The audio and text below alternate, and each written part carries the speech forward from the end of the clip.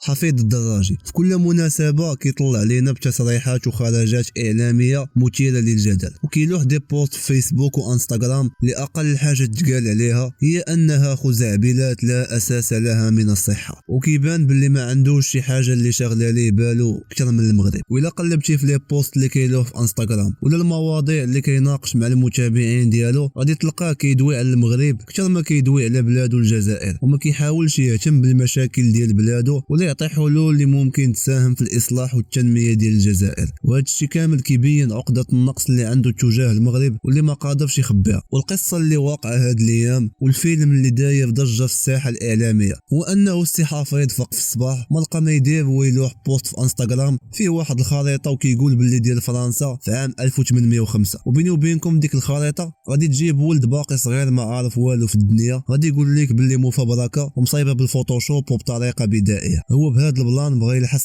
الكابرانات اللي كيمليو عليه الاوامر، وفي نفس الوقت بغى يجتهد ويكلاشي المغاربه، ولكن تقلبات عليه الايه وصدق مكلاشي راسه. قبل ما نبداو في هذا الفيديو كنبغي نوجه ميساج للشعب الجزائري الشقيق. حنا كنحترموكم بزاف وعندنا علاقه طيبه معاكم، ولكن هادشي ما كيمنعش اننا نجاوبوا اي واحد كيبغي يفوت الحدود ديالو ويطاول على شي حاجه كبر منه. قبل ما نبداو عطيونا لايك واشتراك، ما نطولش عليكم بزاف، مشينا.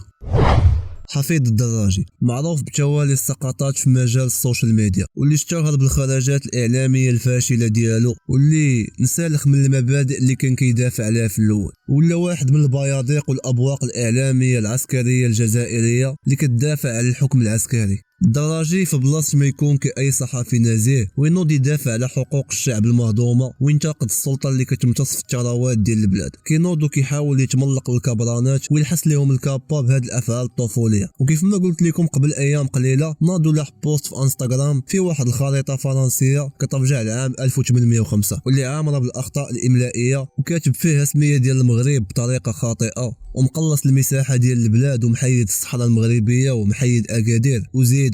وقال كتابة باللي هذه خريطة فرنسية الأصل وكترجع لسنة 1805 قبل ما فرنسا تحتل الجزائر في 1830. وكيقول باللي هذه الخريطة كتوضح باللي الجزائر كانت أكبر دولة في أفريقيا والعالم العربي والعاشرة عالميا من ناحية المساحة. اول تناقض كاين في هذا البلان كامل، وبغض النظر عن كميه التدليس اللي كاينه في هذا البوست، هو كيفاش لواحد الشخصيه عامه جزائريه يمشي وياخذ خريطه من عند المستعمر السابق، واللي كيعني باللي هذه الدوله ما عندهاش تاريخ وما عندهاش ارشيف. نرجعوا شويه للتاريخ وما نمشيوش بعيد، ولا قلبتي في محرك البحث جوجل على التاريخ ديال الجزائر الحديثه غادي تلقاه بادي في 5 جويلية 1962، وكذلك بشهاده بوتفليقه والعديد من القاده السابقين والسياسيين الجزائريين. وكل شيء عارف باللي في عام 1805 كانت الجزائر ولاية عثمانية، وكانت أغلب دول شمال أفريقيا تابعة للإمبراطورية العثمانية ما عدا دولة المغرب واللي استعصى عليهم يدخلوا لها. هواري بومدين الرئيس السابق لدولة الجزائر الحديثة كان جا عنده وزير الداخلية في ذيك الوقت واقترح عليه برنامج لإعادة كتابة الثورة الجزائرية، ولكن تلقى جواب صادم من طرف الرئيس وقال لي بالحرف دعكم من التاريخ واهتموا ببناء هذه البلاد. جواب كان واضح ومنطقي لواحد درجة كبيرة وكيبين مستوى الوعي والنضج ديال هواري بومدين، وعارف باللي هذا الشيء غير مضيعة ديال الوقت وما غادي يربحوا والو ولا مجال للمقارنة بين تاريخ البلدين.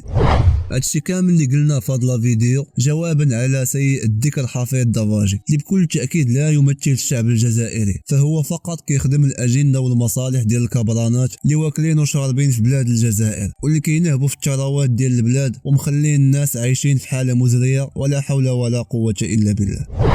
هادشي اللي كان عندي اليوم. الى عجبكم هذا المحتوى اللي كنقدم كنتمنى تدعموه باللايك والبارطاج، وما تنساوش تخليو لي ارائكم وتعليقاتكم في لي كومونتير. كان معكم سكانومان، نتلاقاو في الفيديو الجاي والسلام عليكم.